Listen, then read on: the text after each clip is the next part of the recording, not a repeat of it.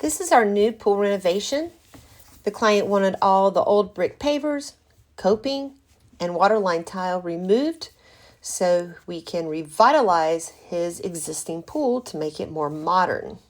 First, we removed the pavers to find concrete. Then we removed the coping to find old bricks. All that had to be removed.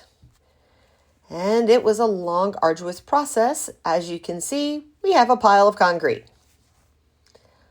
Once that was done, they reformed the pool beam and started the coping install.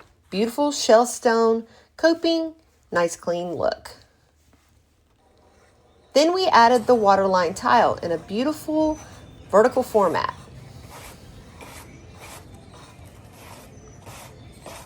Then, time to fill the pool back up. All filled.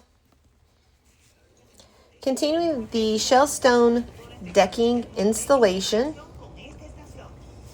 complete with artificial turf inserts. And voila, all done.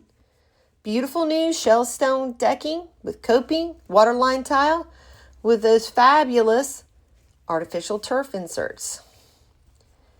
Definitely more modern, a beautiful outdoor space.